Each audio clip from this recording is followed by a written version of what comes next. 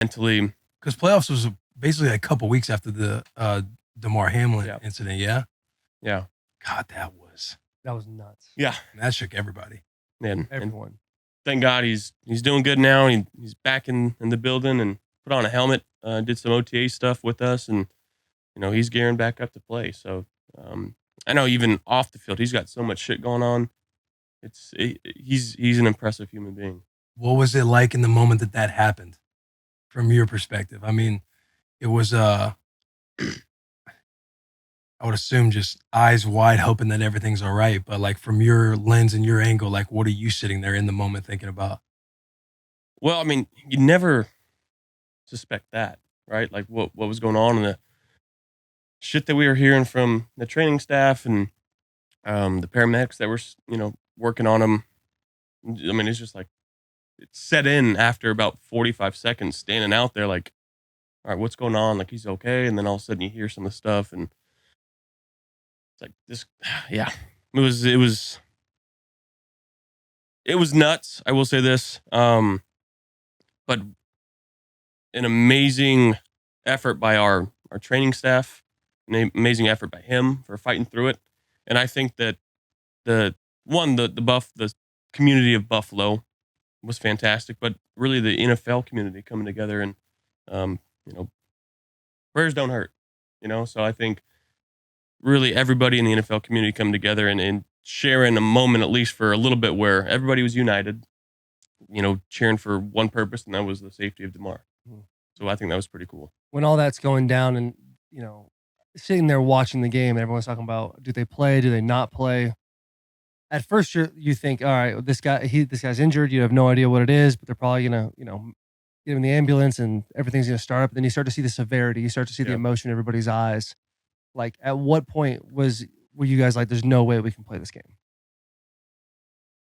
Well, we didn't really have a choice right away. It was kind of like, all right, warm up. You guys are going. And it was like, dude, is that the most nuts thing ever? Yeah. I think it was obviously it's a new spot for everybody to be in, so I don't fault anybody. But finally we're just like, hold up, right? Like let's go in the locker room. Let's reconvene. Like there's guys sitting on the bench that like looked in the face of death right now, right? Like, so went in the locker room and had to do some tough things in there and say some tough things and. But we ultimately came to the decision, like, if there's one guy in this room that can't play, we don't play. And obviously there's more than one guy that was like, no, I'm not going out there. I was like, all right, then nobody's going out there. And then, which I thought was a really cool thing, the Bengals. So I talked to my coach and I was like, hey, we're not playing. I'm going to go talk to the Bengals and just tell them like, we can't do it. As I started walking over there, they were walking to us saying the same thing. Yeah. So it was like, there was a couple guys. It was Joe and Joe Mixon, Joe Burrow, obviously. I think Tyler Boyd. So to be able to sit there and talk with them and just like, guys, like we're not playing either. Like, I thought that was a pretty respectful thing for them to do, which made it a lot easier for us too. Yeah, that shit was wild. That was a scary situation. It puts things in perspective of how small football really is at the end of the day. Yeah. Especially in that moment. I mean, it was obviously the most talked about thing for the next, I forget how many days, but in that, because I forget, like, I don't even think I was watching the game at the time. I think I was watching something else. Somebody's like, hey, do you see what's going on with this game? And you're just thinking like, what could be happening? And then you see Twitter a little bit and you're like on this game and you see that it's on this long delay.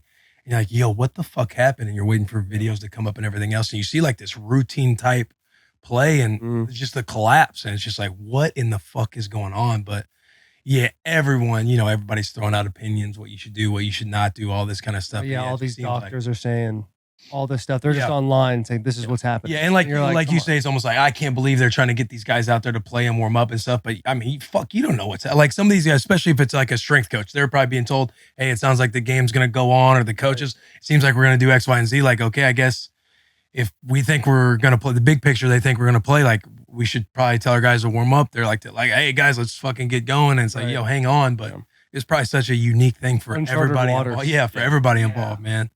And then we're on the bus after the game, just like refresh. Give me news. Like it was tough to go to sleep that night. I will say that.